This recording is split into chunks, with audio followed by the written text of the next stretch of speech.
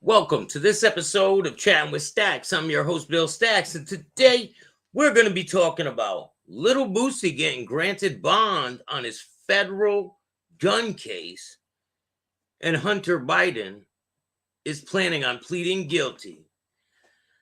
So if you guys are new to this channel, make sure you hit the like, subscribe, and notification bell so you can get my videos every time they drop. I release breaking news and things like that. And I like to talk about organized crime and different things of that nature. So if you guys like this type of stuff, stick around. I'm just getting started. So Hunter Biden has agreed to plead guilty to tax evasion charges and weapons possession. So another case that's going on right now is Hunter Biden has agreed to plead guilty.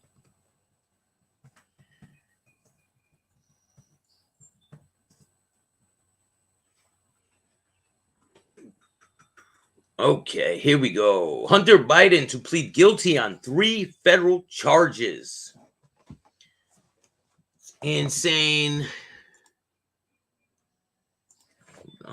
One second.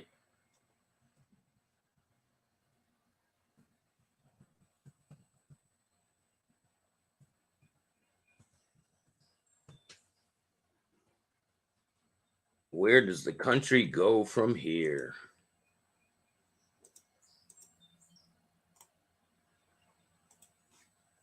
So Hunter Biden has agreed to plead guilty. 3 different charges in a federal case. In a deal with the U.S. Justice Department, Hunter Biden has agreed to plead guilty to charges that arose from an investigation by Dan Weiss, the U.S. attorney in the Democratic president's home state of Delaware, who was appointed by Republican former President Donald Trump.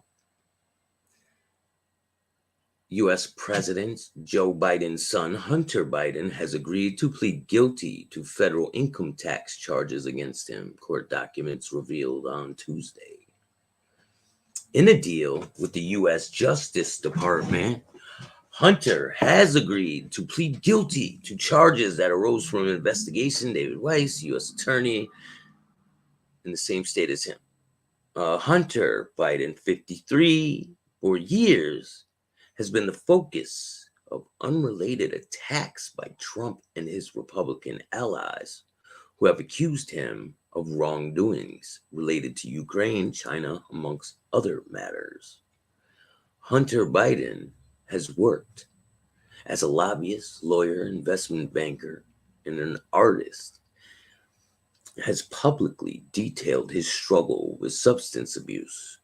Hunter Biden discovered on December 2020 that Weiss' office was investigating his tax affairs. According to court documents, the U.S. president's son is also facing separate gun possession charges. However, this charge will most likely be dropped if Hunter is able to meet certain conditions.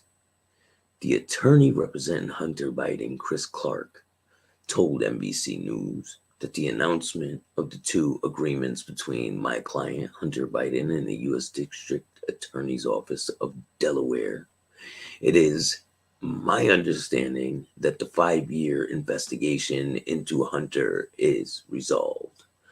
Hunter will take responsibility for 2 instances of misdemeanor failure to file tax payment when due. Persuaded to take a plea deal, a firearms charge will be subject to a pretrial diversion agreement. It will not be subject to the plea agreement. It will also be filed by the government. I know Hunter believes it is important to take responsibility for his mistakes he made during this period of turmoil and addiction in his life. He looks forward to continuing his recovery and moving forward. So this is breaking news. The president's son has pleaded guilty, or is set to plead guilty within the next couple of weeks, or could be days possible. It's insane. Like, these stories just keep getting better and better.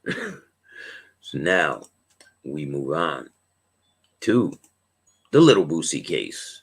Little Boosie was granted bond on his federal gun charge. Why do you think he was granted bond? Now, why on earth would they give a flight risk bond? Can you guys answer that question? Anyone out there? Can you answer it?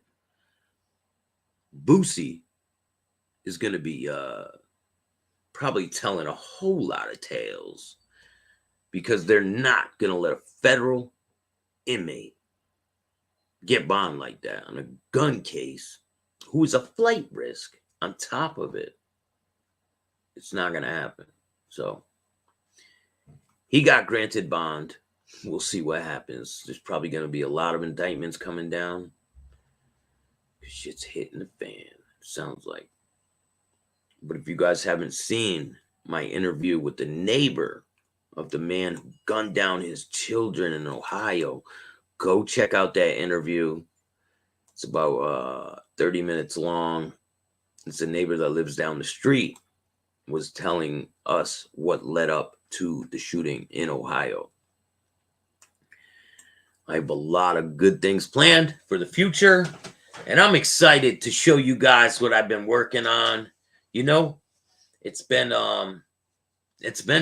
It really has. This whole journey, this whole podcasting journey. I just hit 5,200 subs, and those are all organic. I've not paid for any subs. I don't even have TubeBuddy or anything to help me along the way. This is all organic. So if you guys are watching, you're my loyal followers, subscribers, listeners. But I appreciate every single person that takes the time to watch my show. And I have a lot of stuff that I want to show you guys. So I'm going to play one of these shorts that I made. I'm going to start with Frank Costello. Costello, original name Francesco Costiglia, born January 26, 1891, Cosenza, Italy, died February 18, 1973, New York, New York, U.S., major American syndicate gangster, a close associate of Lucky Luciano, noted for his influence with politicians. Arriving in New York City at the age of 4 with his immigrant Calabrian parents, Costello grew up in East Harlem and became head of the 104th Street Gang, a group of young Italian hoodlums. In 1915 he went to prison for a year for carrying a concealed weapon. On release he allied himself with Lucky Luciano and, in the course of the 1920s, branched into bootlegging and gambling operations in New York, Florida, Louisiana, and other states. In 1931, after the death of crime bosses Giuseppe Masseria and Salvatore Maranzano, Costello became the syndicate's political link and Luciano's closest aide, quietly taking over his syndicate interests when the boss of bosses was deported to Italy in 1946. He also gathered interests in Las Vegas gambling casinos and socialized with New York politicians and businessmen. In 1951 Costello began his long battle with the U.S. government. refusing to answer certain questions during public hearings of the U.S. Senate investigating committee headed by Estes Kefauver. He was cited for contempt and sentenced to 18 months in prison. He was thereafter convicted of income tax evasion and received another 5 years. Out on bail briefly in 1957, he had to contend with another threat, from his major rival for supremacy in New York's crime cartel, Vito Genovese. On the night of May 2, 1957, Costello was shot in his hotel lobby by a Genovese gunman, allegedly Vincente Gigante, but survived. That same year he was convicted again, for contempt of a grand jury, and for the next several years served out his several sentences, obtaining release on June 20, 1961, but losing U.S. citizenship that same year.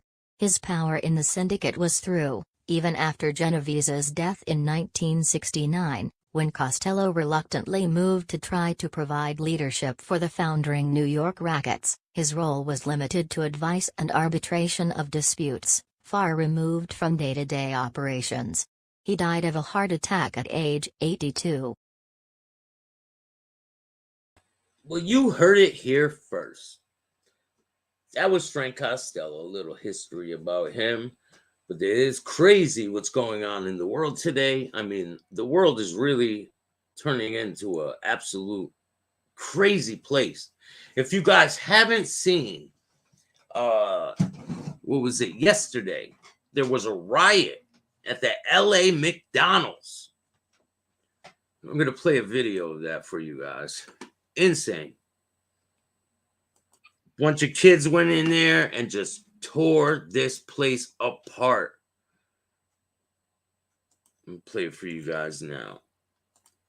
If you guys like this type of content, hit the like button. Share the video. If you don't like it, too bad.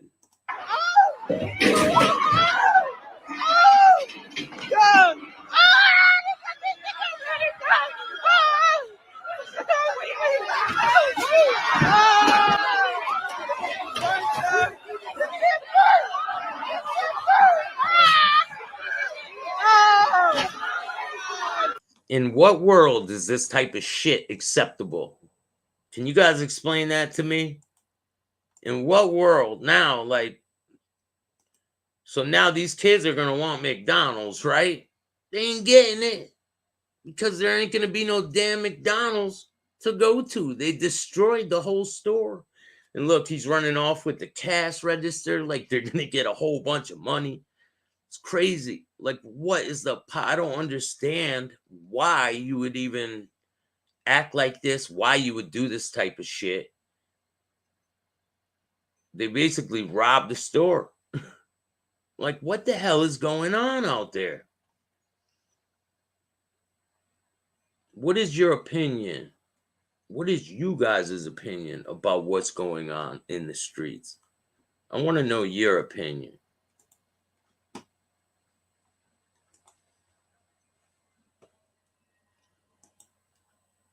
It seems like all these videos, it's constant.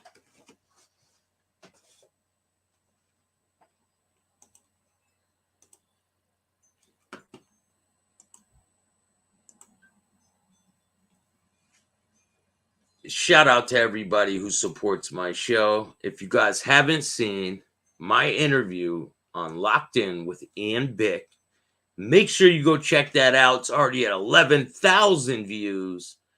And we're just getting started.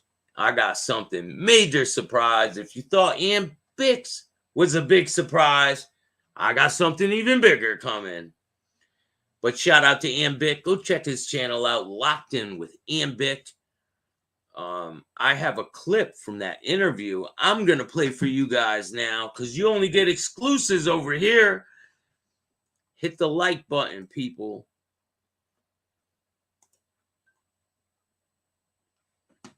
All right, let's get into the first clip with the interview with Ian Bick. An eye that a 13-year-old's bringing a car to the chop shop. I mean, these people that we're dealing with are not people that are savory. You know? They're pretty scummy people. The guy, so this is a good one, man. There's a guy named Mo. He's about 26 years old at the time. I'm 14.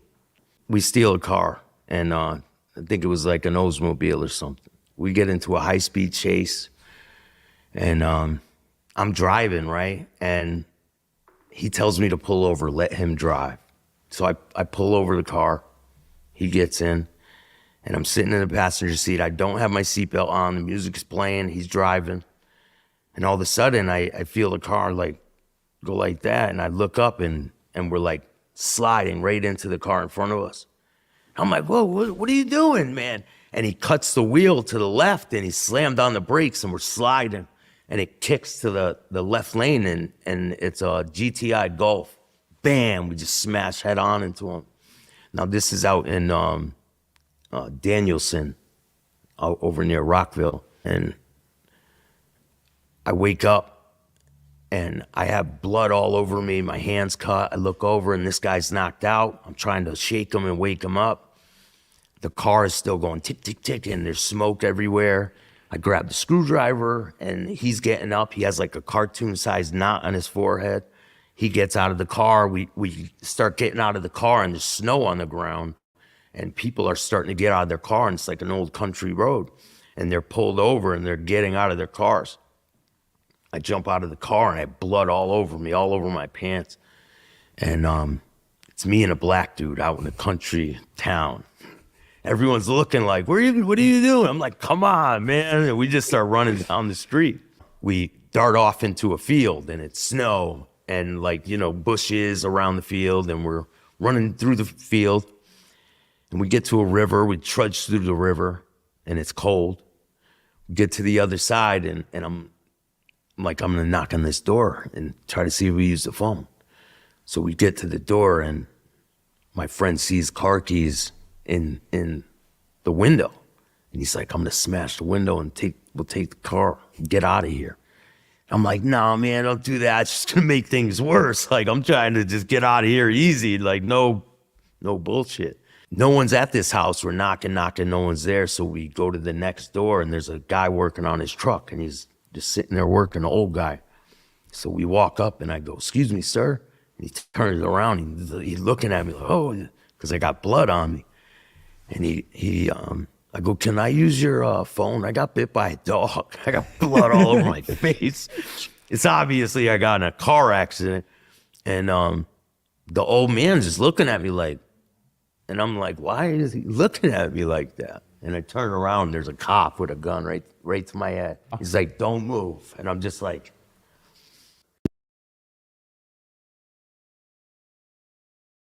That's a clip from the interview I did with Ann Bick. There's a lot more stuff to show you guys.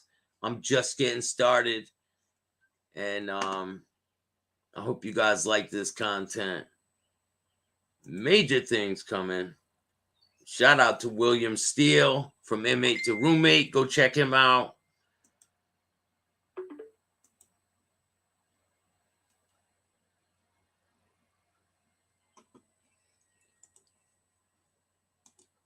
And I hope you guys all have a great day. And I'll share more clips with you guys later on with the Locked In with Ann Bick. Shout out to Ann Bick.